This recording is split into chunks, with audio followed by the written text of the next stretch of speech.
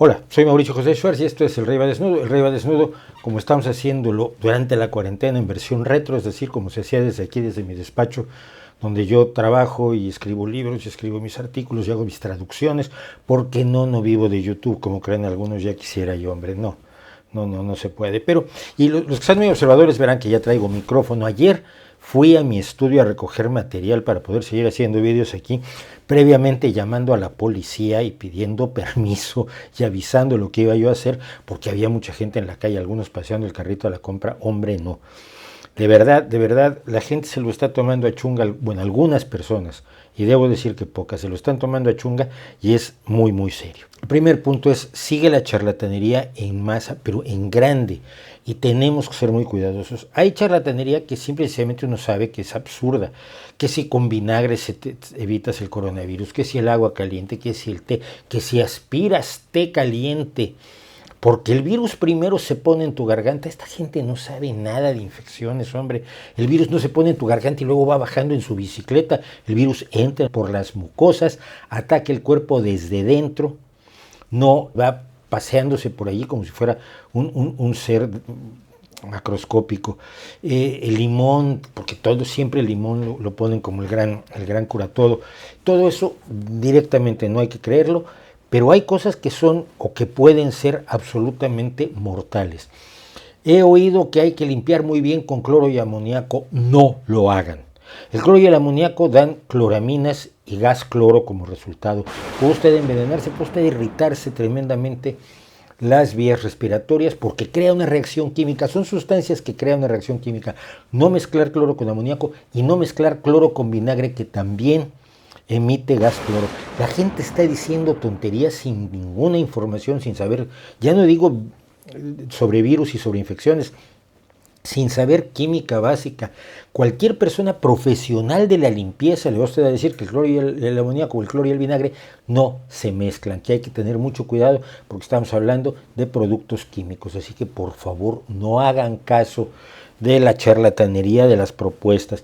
Quiroprácticos, homeópatas, herboristeros, todos los que dicen que tienen una cura mágica. Mire usted, si hubiera una cura mágica la estarían utilizando en los países donde se está sufriendo más los efectos de la pandemia. Y no se está utilizando. ¿Por qué no se está utilizando? Porque no es cierto. Hay un mito que ha salido que llama mucho la atención, sobre todo porque lo promueve gente con un compromiso ideológico determinado, y de eso vamos a hablar al final. Pero han dicho que Cuba ha creado un antídoto, un potentísimo mejunje, una pócima maravillosa que ha sido probada en China y que oficialmente China ha dicho que cura el coronavirus y ya lo van a poner en acción. Y esto nos llega a través de tweets y cadenas de WhatsApp y cadenas de Facebook, porque lo ha dicho el doctor Jala, que es el ministro de Salud de Cuba. Pues miren, no. Para empezar, el ministro de Salud de Cuba se llama José Ángel Portal Miranda, y él y Cuba misma está diciendo que hay que tener cuidado. Están empezando a aparecer casos y está empezando a haber muertes en Cuba misma, y si hubiera esta cura mágica no existiría. La gente a veces lo hace porque cree que así defiende ideológicamente alguna posición, pero es un error. No, Cuba no tiene la bala mágica contra el coronavirus, y de hecho el interferón del que se habla fue una variedad de interferón. El interferón se descubrió el siglo pasado. Es una variedad que hizo Cuba, que es muy útil en ciertos casos de diabetes, en ciertos casos de cáncer, pero que también es un medicamento con muchísimas contraindicaciones. Así que por favor, si ustedes quieren, hablamos otro día del régimen cubano y seguramente se van a sorprender, pero no difundan estos patrañas. Ha habido casos de delirio como el del pastor Perry Stone, que dice que el coronavirus es el castigo de Dios a Estados Unidos por el aborto y el matrimonio homosexual. O sea, este pobre no entiende todavía que esto es un asunto de carácter mundial. Es un ataque a Estados Unidos porque hay gente en Estados Unidos que cree que en sus fronteras se acabe el mundo, y hay un abismo interminable donde termina Estados Unidos. Pero además el tipo no se da cuenta de que en los países donde se persigue o donde se persigue a los homosexuales, donde no hay matrimonio igualitario, el coronavirus está golpeando igual. El presidente Trump ha dicho barbaridad y media hora está al parecer tratando de recular. El presidente de México, López Obrador, diciendo que lo protege él es una estampita del Sagrado Corazón, un detente enemigo, porque el corazón de Jesús está conmigo, y negándose a ponerse desinfectante en las manos y abrazando y besando gente por todos lados, porque el coronavirus no nos va a hacer nada. Esas son actitudes igualmente charlatanescas, igualmente graves. No hay cura, no hay vacuna. Por cierto, los antivacunas tienen una buena oportunidad ahora de darse cuenta de lo que es no tener una vacuna.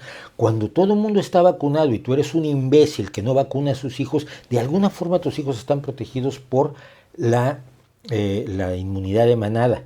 Pero cuando suficientes niños tienen padres imbéciles que no los vacunan porque creen en tonterías, empieza a haber brotes de enfermedades que ya deberían haber desaparecido, como el sarampión, como la polio, como las paperas.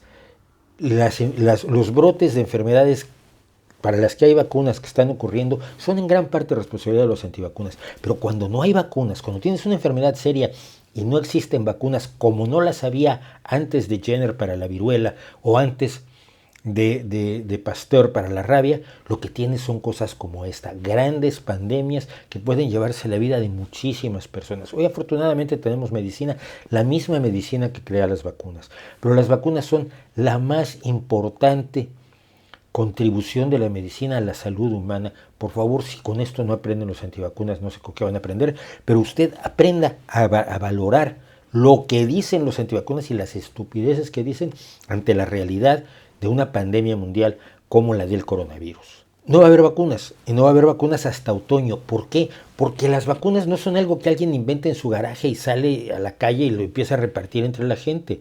Hay una serie de protocolos de que hay que ver que la vacuna funcione, que funcione in vitro, quiere decir en laboratorio. Cuando tienes idea de que tienes algo que probablemente podría funcionar, lo pruebas en animales, luego lo pruebas en seres humanos sanos, luego lo pruebas en seres humanos con enfermedades, y esto toma tiempo, se llaman estudios clínicos y son los que permiten precisamente que tengamos una cierta seguridad con nuestros medicamentos. Así que no va a haber vacuna hasta otoño.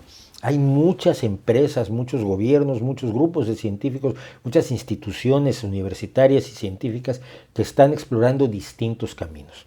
Y alguien dijo una tontería, ¿por qué no están trabajando todos unidos? Porque sería absurdo. Porque cada quien tiene una idea distinta, cada científico, cada grupo de científicos tiene una aproximación diferente. ¿Cuál va a funcionar de ellas? No lo sabemos. La única forma en que podemos saberlo es que todos los científicos trabajen cada uno con aquello que creen que va a ser la respuesta, la cura o la vacuna, y luego ponerlas a prueba todas y de ellas saber cuáles funcionan y cuáles no. Si todos se concentraran en una sola solución y era la que no funcionaba, estaríamos arruinados. Entonces esa idea de vamos a trabajar todos haciendo exactamente lo mismo es absurda en una situación así, porque estamos enfrentados a algo desconocido. Y esto es muy importante. Es desconocido, pero tenemos información de qué son los coronavirus. Los coronavirus causan resfriados, causan catarros. El resfriado común lo provoca un virus de la familia de los coronavirus. Pero hay coronavirus que también causan enfermedades respiratorias mucho más graves, como el SARS y el MERS, que han sido problemas de salud en los años anteriores. Y ahora la enfermedad llamada COVID-19 provocada por el coronavirus de Wuhan. Este coronavirus es perfectamente natural. Cualquier científico lo puede comparar con los demás coronavirus y decir, mira, este es de la misma familia. Si fuera artificial sería extraordinario y se descubriría de inmediato. Porque quienes dicen que el virus ha sido producido, como decía una experta en virus, le dan demasiado crédito a los científicos. No se pueden fabricar virus para que hagan tal cosa en concreto, como si fuera una maquinita. No se sabe ni siquiera cómo funciona el virus en muchos casos.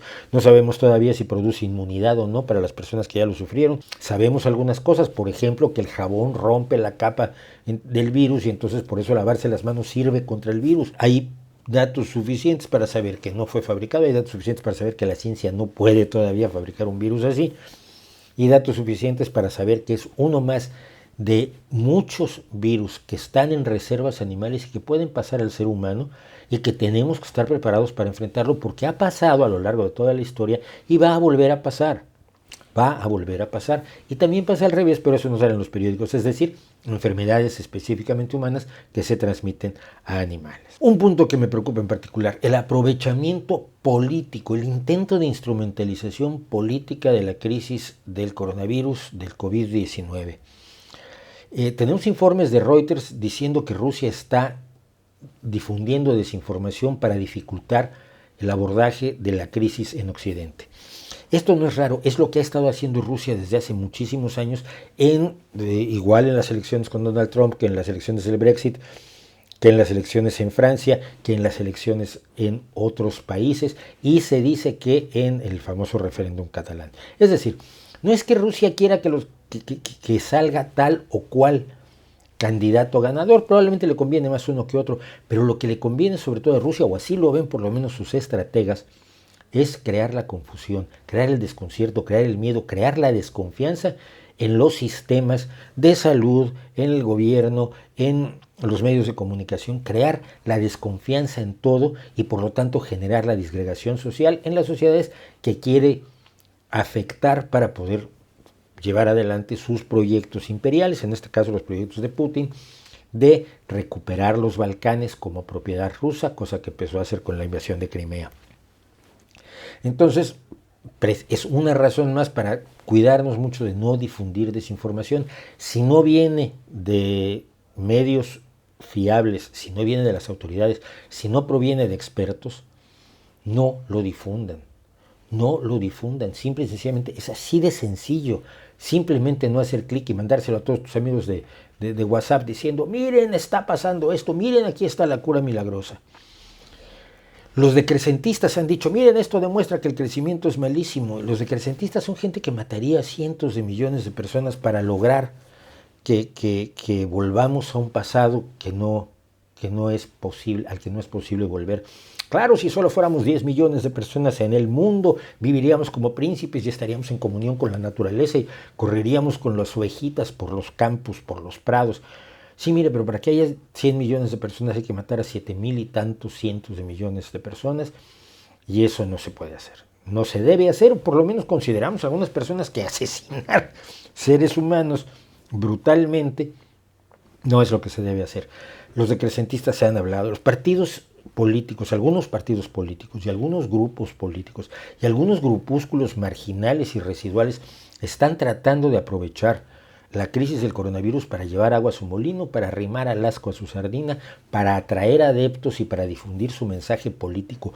No es gente a la que le interese la solidaridad, no es gente a la que le interese ayudar a la solución, sino es gente a lo que le interesa es el aprovechamiento político. Muy alertas a estos y tampoco difundan sus mensajes. Mire, ya habrá tiempo para pelearnos después.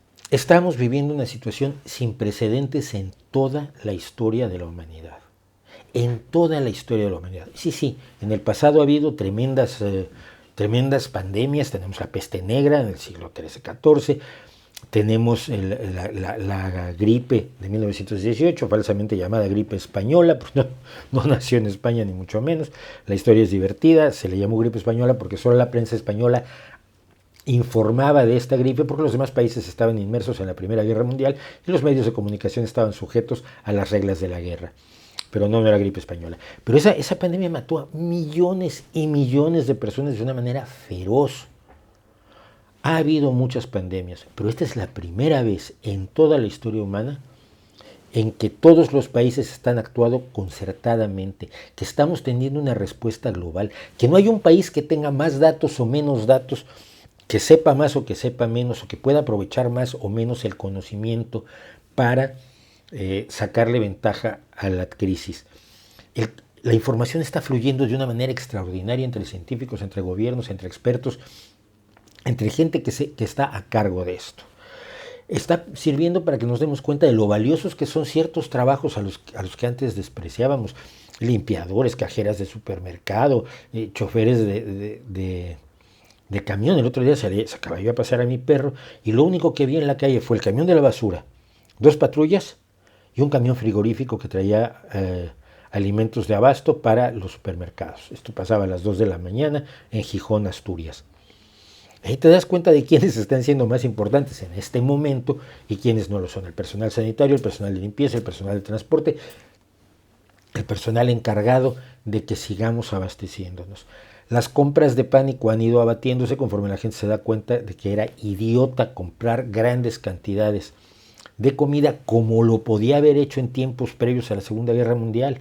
Pero hoy hay centros de logística repletos de todo tipo de bienes que pueden reponer todo el papel higiénico que los imbéciles compren. Algunos idiotas en Estados Unidos compraron desinfectante de alcohol en grandes cantidades para revenderlo al quíntuple de precio, y se les está persiguiendo. Por una vez el supermercado libre de Estados Unidos está persiguiendo a acaparadores que trataron de manejar esto como si fuera una situación de guerra, y simplemente las fábricas de gel están trabajando más rápido y punto.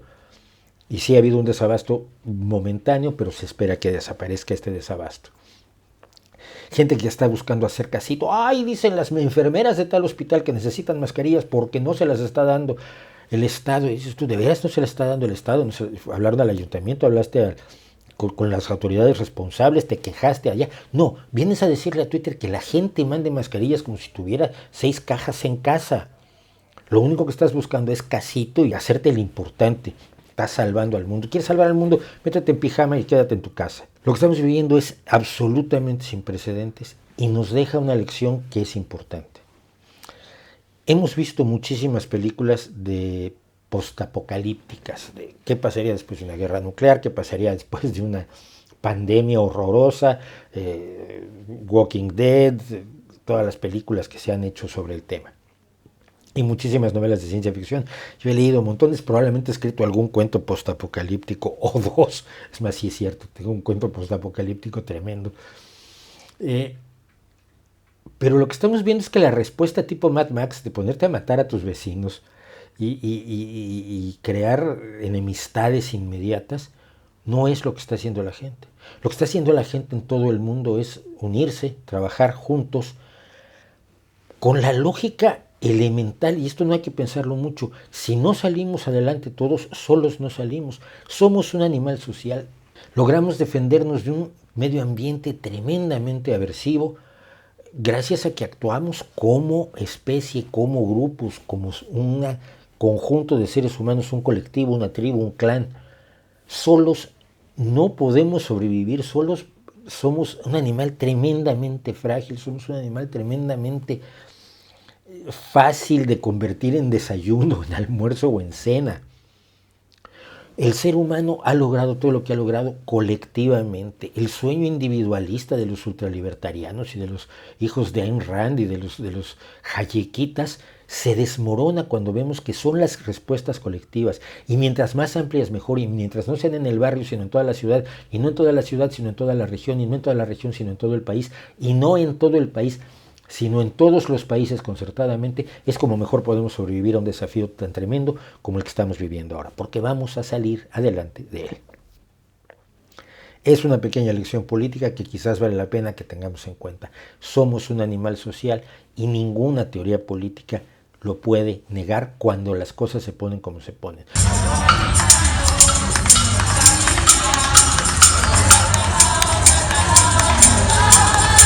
Tienes a los italianos cantando Bella Ciao en los bloques de apartamentos. Aquí mis vecinos que salimos a las 8 de la noche a aplaudir a quienes están trabajando para mantener andando esta sociedad, y luego se ponen a cantar y hay otros que están jugando bingo y están reaccionando como comunidad. El hecho de no podernos acercar a otras personas en el bar, en el teatro, en el cine, pararnos en la calle a conversar con la otra señora que pasea al perro, etcétera, está enseñándonos de nuevo que tenemos que actuar como colectivo. Y entonces, aunque sea de ventana a ventana y de balcón a balcón, estamos actuando socialmente, que es lo esencial. Y si actuamos socialmente ante esto, ante el calentamiento global, ante todos los desafíos que tenemos, si actuamos socialmente, si actuamos con el conocimiento de la ciencia, si actuamos sin pánico, si actuamos racionalmente y si actuamos preocupándonos por salir adelante todos, en vez de salir adelante solo yo mientras hundo a mis vecinos, tenemos oportunidad de triunfar sobre esto y sobre todo lo demás. ¿No cree usted?